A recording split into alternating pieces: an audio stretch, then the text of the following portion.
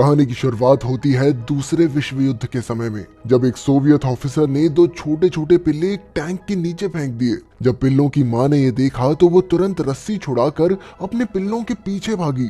असल में उस अफसर के ऐसा करने के पीछे एक कारण था। वो अपनी फौज के कुत्तों को दुश्मन यानी जर्मनी के टैंक्स को तबाह करना सिखाना चाहता था। पर इस घटना से कई कुत्तों के मालिक बहुत नाराज हो गए। जो लोग अपने कुत्तों को साथ लाए थे वो इस जगह से जाने लगे। पर अचानक सोवियत ऑफिसर ने हवा में गोलियां चलाकर सबको धमकी दी कि जो भी अपने कुत्ते को फौज में नहीं भेजेगा वो अपने कुत्ते की जगह खुद फौज में भर्ती होकर जंग में हिस्सा लेगा। इसके बाद वहां कुत्तों की ट्रेनिंग शुरू हो गई, जहां उन्हें काफी देर तक भूखा रखने के बाद टैंक्स के नीचे खाना दिया जाता था। ये कुत्ते टैंक्स के इंजन की डरावनी आवाजों से डरते थे, इसीलिए उनके सामने दिन रात टैंक चालू रखे जाते ताकि कुत्तों के मन से डर पूरी तरह निकल जाए। इसी के साथ उनके मालिकों को भी कर टैंक्स के नीचे जाने को कहा गया ताकि कुत्ते पूरी तरह से निडर हो जाएं। इस कड़ी ट्रेनिंग का मकसद सभी कुत्तों पर बॉम्ब्स बांधकर उन्हें टैंक्स के नीचे भागने के लिए तैयार करना था। उस समय वहां वॉल्कोव नाम का एक आदमी भी था जो अपने कुत्ते प्रिंस से इतना प्यार करता था कि उसे यूं ही कुर्बान नहीं कर सकता था। इसीलिए उसने प्रिंस के साथ यहाँ से भाग जाने का फैसला किया। पर जल्द ही उसे उसके कैप्टन ने देख लिया। कैप्टन ने उसे वार्निंग दी कि अगर उसने फौज से गद्दारी की तो उसे जान से मार दिया जाएगा। अब वॉल्कोव का भागने का प्लान चौपट हो चुका था, इसीलिए उसने अपना जख्मी होने का सर्टिफिकेट दिखाकर अपने और प्रिंस के लिए रिटायरमेंट की अर्जी डाल दी। साथ ही उसने प्रिंस की जगह खुद जंग में जाने की बात कही। वॉल्कोव अपने प्यारे प्रिंस के लिए अपनी जान भी न्यौछावर करने को तैयार था और उसके लिए प्रिंस की क्या अहमियत थी ये कोई और नहीं समझ सकता था। असल में पहले वॉल्कोव फौज में एक पायलट हुआ करता था, पर जख्मी होने के बाद उसे जंगल में रेंजर के तौर पर तैनात कर दिया गया। एक दिन जंगल में उसने एक कुत्ते को दो भेड़ियों से बचाया और उसका नाम प्रिंस रखा, मगर वो नहीं जानता था कि ये मामूली सा कुत्ता उसकी जिंदगी बदल देगा। फिर एक दिन वॉल्कोव हंटिंग राइफल लेकर जंगल की रखवाली कर रहा था कि अचानक से उस पर एक जर्मन जासूस ने हमला कर दिया। जासूस ने उसे चाकू दिखाकर पेड़ पर धक्का दे दिया, लेकिन तभी ऐन वक्त पर प्रिंस दौड़ता हुआ आया और उसने जासूस की बाजू पर ही काट लिया। फिर वॉल्कोव ने अपनी बंदूक उठाई और उस जासूस को बंदी बनाकर फौज के हवाले कर दिया। तो प्रिंस ने वॉल्कोव की जान तो बचाई ही, साथ ही उसे फौज में सम्मान भी दिलवाया। उस दिन के बाद वॉल्कोव और प्रिंस काफी अच्छे दोस्त बन गए। वो दोनों एक साथ खाना खाते, सोते और खेलते थे। धीरे धीरे उन दोनों की दोस्ती और गहरी होती गई। पर जब दूसरे विश्व युद्ध की शुरुआत हुई तो जर्मन दुश्मनों से अपने देश की रक्षा करने के लिए वॉल्कोव प्रिंस के साथ मिलिट्री में शामिल हो गया। वो अब भी जख्मी था, इसीलिए उसे कैंप ड्यूटीज, डॉक्टर की मदद करना, इस तरह के काम दिए जाते।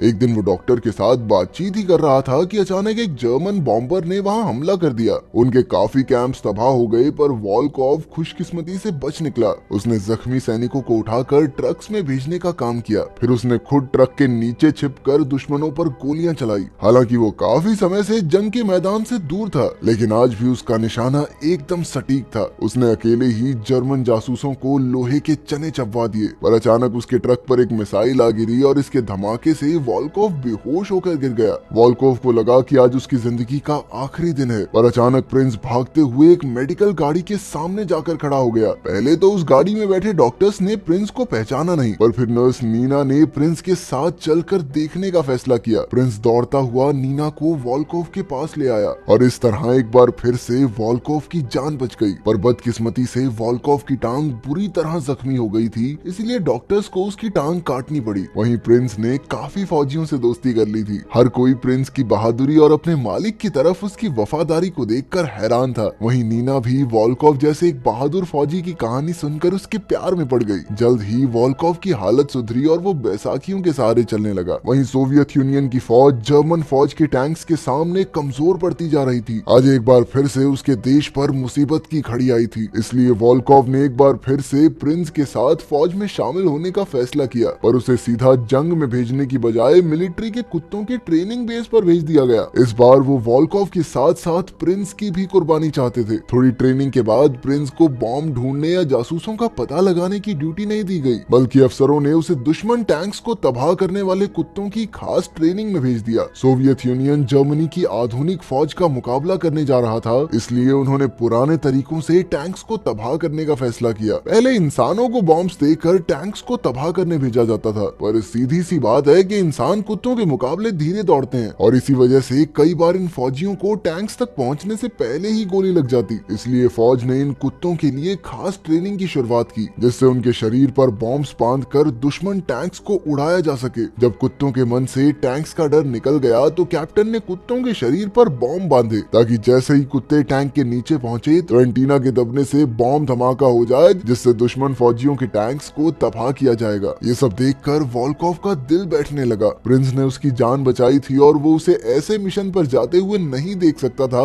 जिसमें उसकी जान जाना तय है। इसलिए आखिरकार उसने अपना अपाहिज होने का कार्ड निकाला और मिलिट्री हेड को कार्ड देकर फौज से निकलने का फैसला किया। पर मिलिट्री हेड ने उसकी तरफ देखा और कहा कि तुम सिर्फ एक कुत्ते के लिए अपने देश से गद्दारी कर रहे हो। आखिरकार वॉल्कोव दुखी होकर अपने कमरे में आया और उसने गुस्से में अपनी बैसाखियां उठाकर चारों तरफ तोड़ फोड़ करनी शुरू कर दी। ये सुनकर नीना तुरंत कैंप पर वॉल्कोव को हौसला देने आई। आज उनका देश खतरे में है, इसीलिए हर इंसान अपनी तरफ से पूरी हिम्मत करके देश की हिफाजत करने में लगा है। नीना ने उसे समझाया कि प्रिंस सिर्फ उसका कुत्ता नहीं है, वो देश की हिफाजत करने वाला एक बहादुर फौजी भी है। अगर उनका देश हार गया तो वॉल्कोव और प्रिंस दोनों को बंदी बना लिया जाएगा। आखिरकार नीना की बातें सुनकर वॉल्कोव ने फौज छोड़ने का मन बदल लिया। फिर अगले दिन ट्रेनिंग के समय उसने कर्नल के हाथ से कुत्तों का खाना चुराया और दौड़कर एक टैंक के नीचे गिर गया। ये देखकर प्रिंस भी दौड़कर टैंक के नीचे आ गया। पर प्रिंस को कुत्तों के खाने में कोई दिलचस्पी नहीं थी, बल्कि वो तो सिर्फ अपने मालिक की जान बचाना चाहता था। जल्द ही कर्नल ने प्रिंस और मिलिट्री के बाकी ट्रेंड कुत्तों को जंग के मैदान में भेजने का फैसला किया। अब वॉल्कोव के पास कोई और चारा नहीं था। उनके सामने जर्मन फौजियों की एक टुकड़ी और 4 बड़े टैंक्स खड़े थे। जैसे ही जंग शुरू हुई तो कर्नल ने ट्रेनर्स को अपने कुत्तों पर बॉम्ब बांधने का हुक्म दिया, ताकि वो जर्मन टैंक्स को जल्दी से तबाह कर सके। लेकिन जैसे ये कुत्ते के ऊपर बॉम्ब बांधा गया, वो सीधा जाकर सोवियत टैंक के नीचे घुस गया। असल में उन्होंने कुत्तों को सोवियत और जर्मन टैंक्स में फर्क तो सिखाया ही नहीं था। जब तक कर्नल को इसका एहसास हुआ तब तक बहुत देर हो चुकी थी। ये कुत्ता बहुत तेज था और इससे पहले कि फौजी उसे गोली मारते